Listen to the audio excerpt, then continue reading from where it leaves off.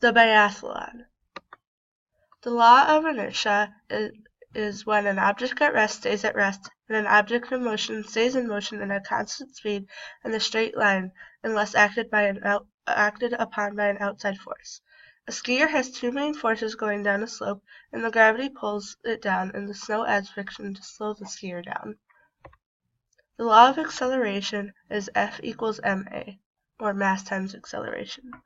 If a skier is going down a slope and they turn their skis slightly to the side, this causes a new force that slows down the skier.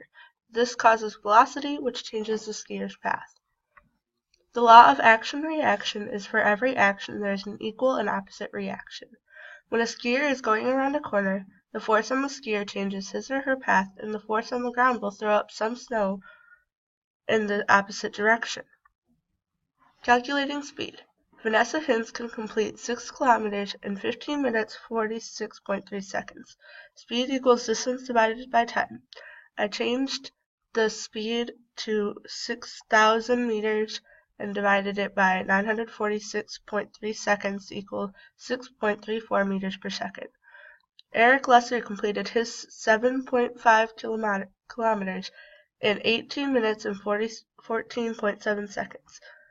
I changed 7.5 to 7,500 meters and divided it by 1,094.7 seconds to equal 7.14 meters per second. Gravity is the force that attracts a body toward the center of the earth or toward any other physical body having mass. For most purposes, Newton's laws of gravity apply, with minor modifications to make the general theory of relativity into account. An athlete goes against gravity when going uphill, which makes it harder for them to move. As they are going downhill, they are going with gravity, which makes it easier for them to move. Drag is an aerodynamic force that opposes an object's motion through the air.